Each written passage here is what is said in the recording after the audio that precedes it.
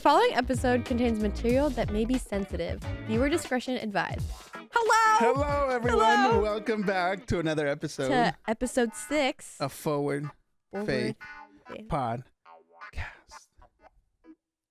Yeah. Yeah!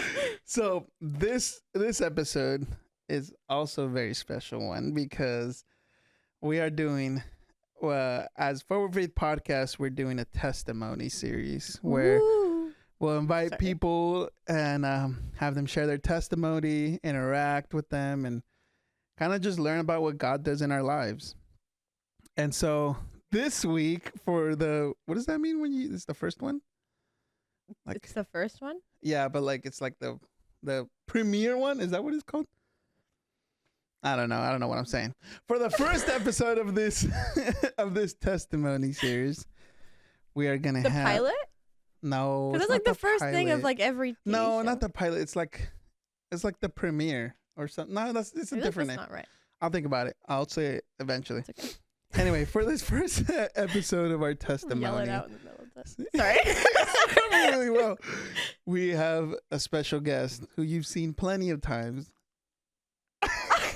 And that is Julianne It's me. Hart. It's Julianne. Yay! And so Julianne is our youth worship director here at Real Life Foursquare Church. And she has been a part of our youth group for a while. And now she just recently graduated high school. And now she's joined us in our venture with the youth group.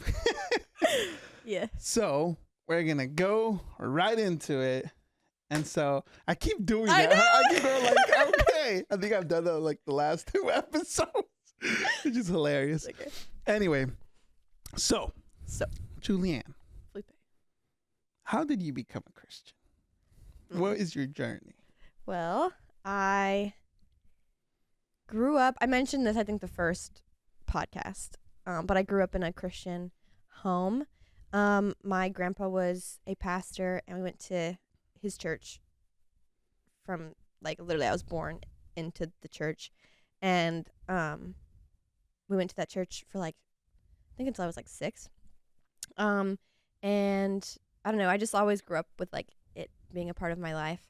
We would do like family devotions every night, and we would pray together before like meals and at night before bed, and it was just always kind of like there, I guess, but it never felt very personal to me. I would go to church, and I like believed in God, obviously. Sorry. I believed in God and stuff, but I didn't like it. Just felt like a bunch of works and like chore to me, so I never felt the connection to it. And I don't know, it didn't feel like anything until middle school, when I really struggled with like comparison and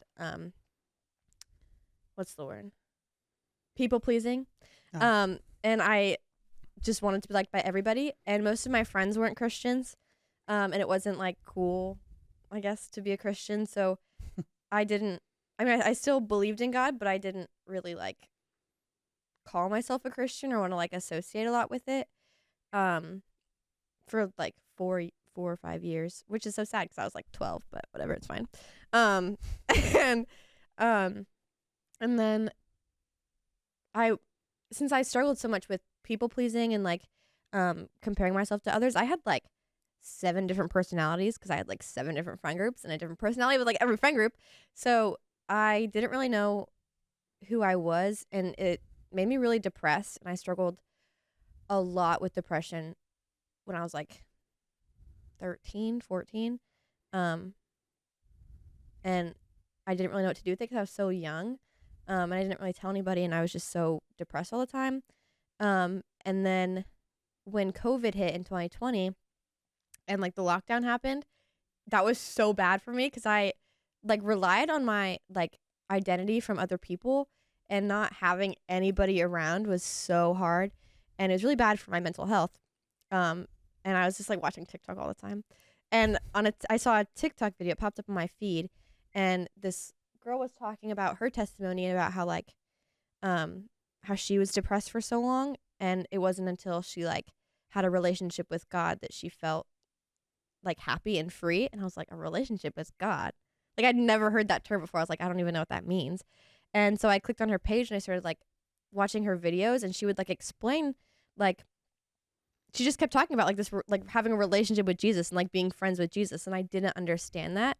And there was this one night where I was just like crying like in my bed, and I was talking to God, and I was like, I'm just so sad and I don't know what to do. I can't do it on my own anymore. And I apologized to him for like, I was like, I'm sorry that I didn't come to you first, blah, blah, blah, blah.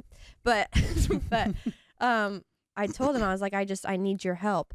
And then the next day the first thing I did was like watch the girl's TikToks, and she had a video, like it had just come out, and she was like, if you want to grow in a relationship with God, like you need to read your Bible and you should talk to Jesus like he's your friend. And I was like, huh? And she's like, Oh. just tell him about your day. And I was like, that's so weird. Like that felt so weird to me, because I like praying to me was like, oh God, thank you for this day. Thank you for protecting me. Amen. Or if like someone was dying, you'd be like, God, help my grandpa not to die. Amen. And that was like it. So it was so weird for me. Like the idea of telling God about my day was so weird. But I wanted that connection with God so bad, because I was so sad. And I was like, well, this person said that it made her happy, so I'm going to do it. So I opened my Bible and I started reading. And then I sat there for like 2 hours and just told God about my day and about like my life. Like I just started like once I started talking, I couldn't stop. And I just started telling about like my depression and like all of the things I was going through and all the things I was feeling and just about everything. And I felt so much better. And so the next day I did the same thing. I read my Bible, and then I told God about my day and about more things about me. And I like spoke to him like it was someone I was getting to know, like someone I was trying to build a relationship with. And I kept doing that for like 2 or 3 months, like every day. And I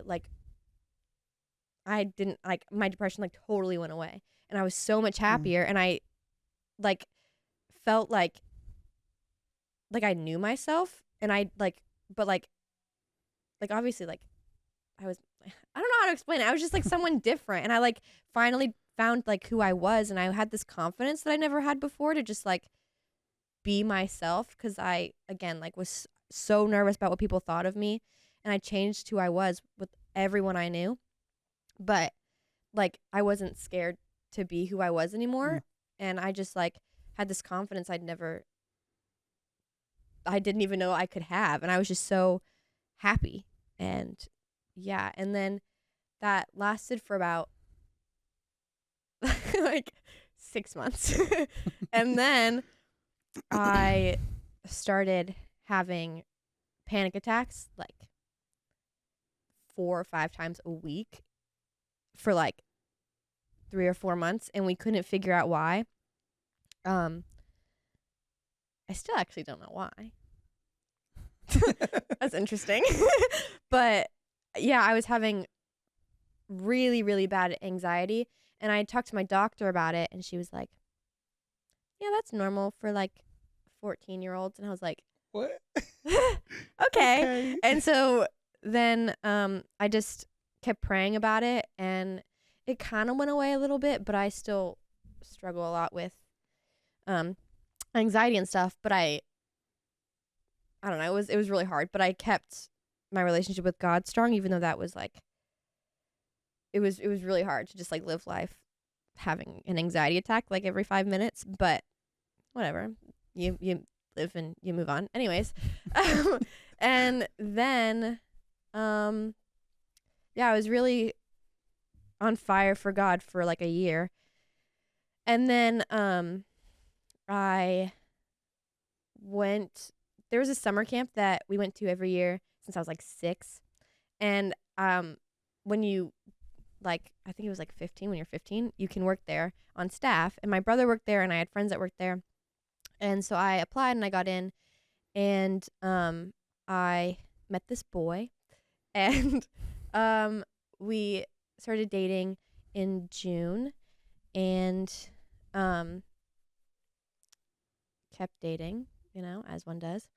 But it was not a very healthy relationship for me, especially so young. It was very not at the beginning. It was fine at the beginning.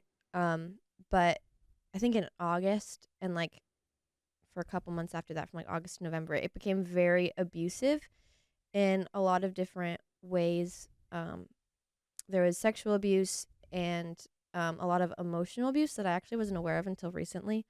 But yeah, it was really hard for me to stay strong in my relationship with God there, just because I didn't really know what was happening because I was so young. And I felt like I was sinning in a way because like these things were happening to me that I'd always been told were bad to do. And so I thought that I was doing something wrong. I didn't feel like I was doing something wrong, but I thought in my head that I was doing something wrong. So I didn't really, I knew that if I talked to God about it, because my relationship with God has always been very honest, like very transparent. I'll just tell God everything, and no matter what it is, I'll just tell him everything, and then he helps me get through it. But I didn't want it. I knew if I talked to God, it would be real. So I didn't want it to be because it was really scary. So I just didn't. And I didn't really tell any friends or family what was going on either, like during the relationship, just because I was embarrassed and I didn't know how people were going to react. And I actually remember there was this one time where, like, it was in August, the first time anything abusive ever happened. And I was like, it was like the day after something happened. And I was like, hey, did you assault me? And he was like, yeah. And I'm going to like kill myself. And I was like, oh, no, don't, like, I'm not mad at you. It's fine. Like, it was a mistake. And he was like, oh, okay. I won't kill myself then. And I was like, okay. And that happened a lot where I would tell him that something made me uncomfortable. And then he'd be like, I know, like, I'm just going to like kill myself. And then I would be like, well, don't kill yourself. And I felt like if I left, he would kill himself. Yeah. So there was that. So, and then he also would tell me things that he was doing was okay because, like, his dad is a missionary. So he was like, no, I know that it's fine because my dad's a missionary, so I would know. So I was like, okay. So I thought like that things we were doing it was so confusing because I knew in my head that I didn't want anything that was happening to me to be happening to me, but he kept telling me that it was fine and he kept telling me that I wanted it. And when I told him I didn't, like, no, he would stop for like a second and then he would keep going. And then I would get confused because, like, technically I could have, like, pushed him away. There were times that would happen, but then it would still keep going. It was very confusing. But I felt like it was my fault in a way, so I didn't want to tell anybody about it because I was embarrassed and I was scared because I was only 15, and when something like that happens when you're so young and you don't know anything about what's happening, so I didn't know what to do. And then he broke up with me and he didn't tell me why, but in November he broke up with me. And then like a week later I texted him and asked him if we could talk and he could tell me why he broke up with me. And then he told me that basically he never loved me and we were 15 and he was just having fun. And then I was like, well, you assaulted me. And then he got really mad at me. But then I started telling people because I was pissed off at him. So I always heard stories about people who go through abusive relationships and they don't tell anyone. And I knew that I didn't want, and it was like so hard on their mental health. And I was like, I can't be that person. So I told a bunch of my friends first. I didn't tell my family for a while. I did end up telling my family eventually, and then they put me into therapy, which is great. Do therapy. I love therapy. Go to therapy. But yeah, that was but I still didn't want, I felt so ashamed and I was angry at God. So I was ashamed, even though I knew it wasn't my fault. Still things happened to me that I was ashamed of, and so I didn't want to talk to God about it or I didn't want to talk to God about it. And then I was really angry that something like that would happen to me because I was so faithful before that. Yeah. And I felt like I didn't deserve to have that happen to me. And I didn't see any good coming out of it. And I was so young. And so I was just so angry for so long. So I just didn't want to read my Bible or want to. I still loved God and I still knew, I don't know. It was so confusing. But I think it was a good 8 months. I just didn't open my Bible or really care that much just because I was so mad and I was confused. And so I didn't know what to do with myself. But then my therapist told me that, because my faith was such a big part of my life. And she was like, I think that would really help. And my friends were, I lost a lot of friends which I know I've told Felipe about, but I think I only have 2. I didn't get a lot of support in that time with a lot of people in my life. But I lost a lot of friends and, that was really hard, but I did have 2 friends that were really helpful and they kept telling me you need to talk to God about it. And they're like, it's going to be hard, but you need to talk to God about it. And I did. And then I started to feel it was hard at first to get that fire back. It took maybe 6 months to really want to be on fire again. But then I ended up getting there eventually. And then I was doing really good for a good 6 months after that. And then I got really sick, which I talked about a couple episodes ago. But I got really, really sick where I couldn't really I was so anxious all the time because we still never tackled that anxiety problem. And I had an anxiety attack that lasted for a whole week. And we didn't know why. And then it caused some sort of stomach issues where my stomach was I was in so much pain and I couldn't eat food, any food at all. And I couldn't have carbonated drinks or sugar or processed food or gluten or dairy. I really couldn't eat food. And it would just hurt my stomach so bad. And I have this chronic fear of throwing up for some reason. It's I don't even know. But it's a thing. And so every time my stomach would hurt, I would have an anxiety attack because I thought I was going to throw up. And that happened, I think it was 9 months of me being sick. And we had doctor's appointments twice a month. And they were I don't know, man. And I got an ultrasound and I got blood taken and I got x-rays done. And they just never, there was nothing medically wrong with me. And then my therapist upped my anxiety medication and that didn't help anything. It was so hard. And it stopped me from going out with people and hanging out with friends because I couldn't, my stomach just hurt too bad. So then I got prayed over at this church, my cousin's church. And I was because people had prayed over me before, but I never really believed that anything would happen. But then I finally was okay, I need to, if God's going to heal me, I have to have faith that he will. Mm-hmm. So I got prayed over and I just kept, I didn't actually get prayed over. Sorry, this is so confusing. I was going to get prayed over. I was going to ask my cousin to pray over me because I felt like he needed to, but he was he was having a moment. So I was I told God, I was okay, whatever my cousin was going to pray over me, just let that be done. And then I felt this weight lifted off my shoulders. And so I just kept telling myself over and over again that God healed me. And I kept saying it and kept saying it and kept saying it. And then I told my grandma in the car, I was God healed me. And she was all right, we're going to go get a burger. So I got a burger and fries and a coffee with milk in it. And I had a cookie later that day and pasta and nothing happened. And it was so cool.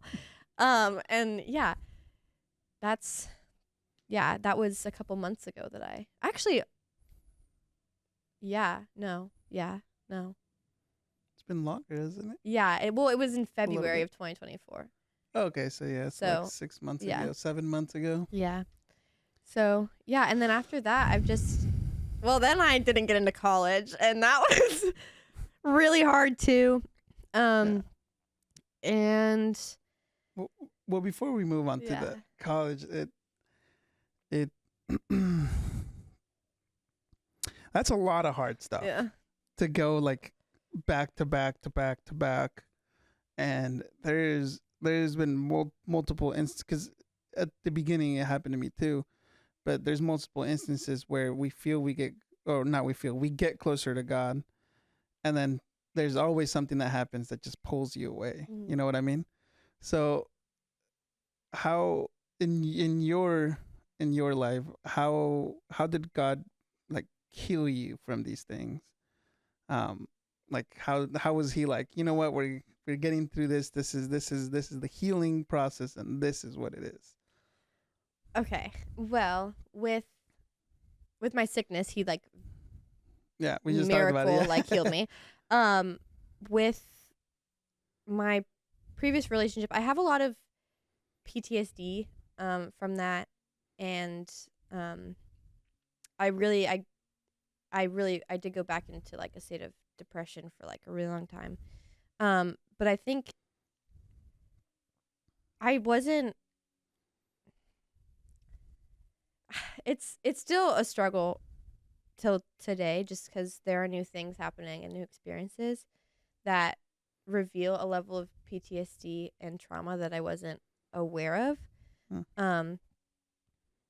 But I don't think anything really happened until recently, when I was talking to someone, and I heard we went to camp, and someone was talking about summer camp, and someone like a leader was talking about how she was assaulted and she didn't see healing until she forgave the person. And I was like, that's good for you, but that's not happening for me. And then I was talking to someone else who had a couple weeks later, who had a similar experience to me, and they were like, I couldn't get through it until I forgave the person. And I was like, that's two. So I sat with that for a couple weeks, and it was getting really bad. I didn't tell anyone, because I have this thing where when like I struggle, my mom actually called me on it the other day, and anyways, but when I go through something, I don't tell a lot of people, and I just try to get through it on my own. And even if like I say a couple things like, oh yeah, it's just like been really hard, but I don't really explain it, and I just kind of try to go through it on my own. But I don't know, I sat with that so anyways, I was going through it that week, and I was having a lot of PTSD and trauma related stuff, and God was like kept bringing those two conversations and things back to me. So I forgave the person, and not at all on my own by myself. It took a really long time for me to say the words, and I had to ask God to do it for me and to help me get those words out. But after that, I've just felt, I don't know, I haven't had as much like anxiety about things, or like flashbacks or whatever it is. Like I haven't felt like that anymore, and I think that's because of that. So anyways, so I think that's that one. And then anxiety is still a struggle till today, but it's getting a lot better. It used to be really bad, and it was like it was so bad it would like cause, like I thought I had depression for a while, but it wasn't that. It was just my anxiety was so, like, it was just present all the time. Like I was anxious about everything. And it wasn't until I got on anxiety medication that like everyone in my life was like, you seem happier. And I was like, I am happier. And I talked to my therapist about it, and we noticed it was because of the anxiety medication, because when I would up the medication, I would be even more happier. And yeah, so that's been, and I have like new techniques, but yeah, that was really hard, because I had a lot of people in my life telling me that like, oh, anxiety is from the devil, and like you can't lean into your sin and can't lean into the temptation of like what the devil's telling you. And I was like, but I'm not. Like I don't, like I was like, I'm not doing that. And everyone was telling me that that's what it was. But I would pray about it. It wouldn't go away. And now that I have anxiety medication, it's fine. So wasn't the devil. But anyways, so yeah, that's kind of what. And then also just making God my number one priority in life has always made things better. But with everything that's happened and really recently, I've noticed that I'm always in a better mood and less anxious and just like happier when I make God my number one. Mm-hmm. And I have a life verse that kind of I always have to go back to remind myself that like I'm not alone and like that God still loves me and that God's still there for me. Because when you go through everything that I've been through at such a young age, like I'm only 18, and I've only been a Christian for 4 years, it's kind of hard to remember and to remind yourself that God still loves you, because people tell you that and you're like, but all of these things are happening to me. I don't see how that's possible. But my life verse is Philippians 1:6, which is, he who began a good work in you will bring it to completion at the day of Jesus Christ. And I really, that's been my life verse since I became a Christian. Like that was really how I understood God's love for me and God's plan for me. And when I remind myself of that, I remember that no matter what I go through, God still has a plan for me. And I might not understand it, but he's there and he loves me and he still wants me and he's still going to take care of me. So, yeah. Nice. Yeah. Well, so, past going all of that and that you're now working through it and, anxiety medication, therapy, and all these things, like, now that you've also graduated high school, you kind of tapped into it a little bit when it comes to college and all that stuff. So what's going on now? And like, how do you see yourself? Like what are your goals as well as like a person and as a Christian for like your future? Well, I really wanted to go to college. Yeah. I wanted to go into psychology and become a therapist and help a mental health therapist and help people who've gone through what I went through get better. But that doesn't seem to be happening right now. And I was really upset about it at first because I was like, well, if all these things happen to me and I can't help people, like, what was the point? Mm-hmm. But God's been telling me that there are other paths, and just because it's not his path, I mean, it's not my path. Just because it's not my path doesn't mean I can't help people and doesn't mean everything I've been through was for nothing. So I'm just kind of like chilling. I'm just waiting to see what happens.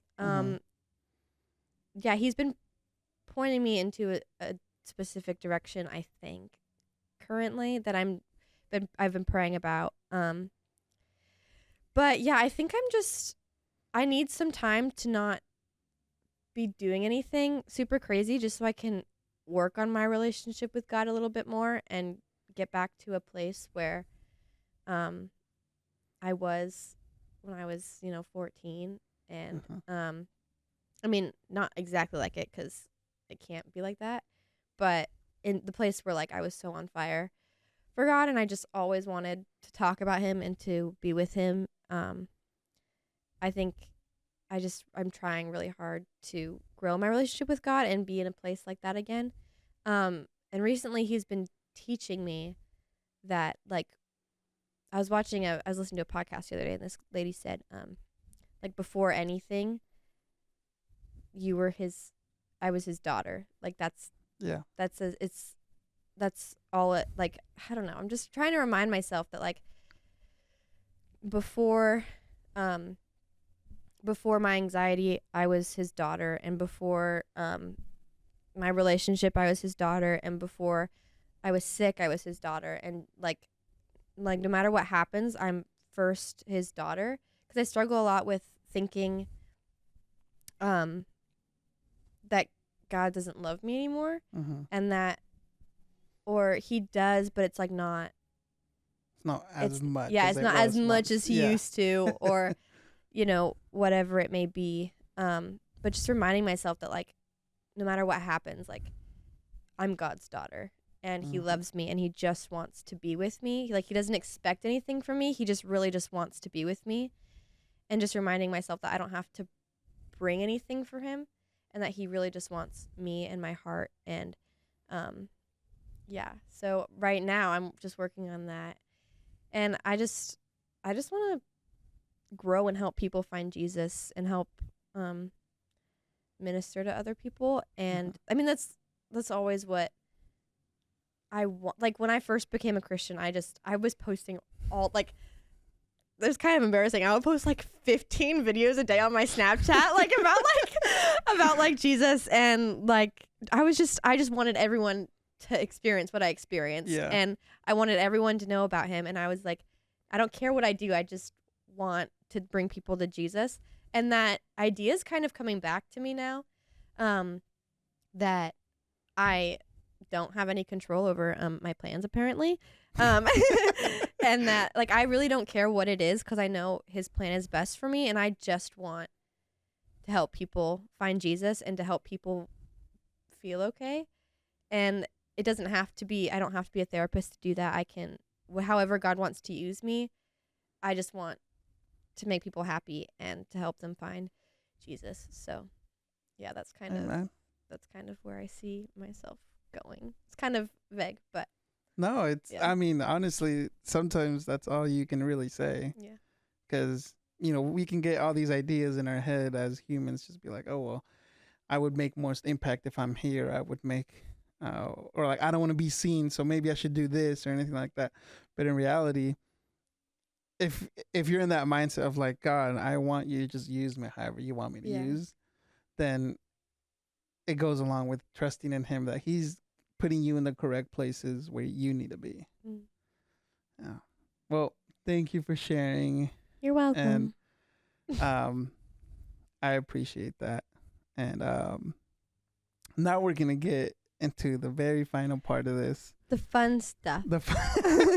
We're going to be doing some rapid fire questions that you know but you don't know. So we have some rapid fire questions. Okay, I'm ready. You have like 2 seconds or fast. Ready? Okay, no.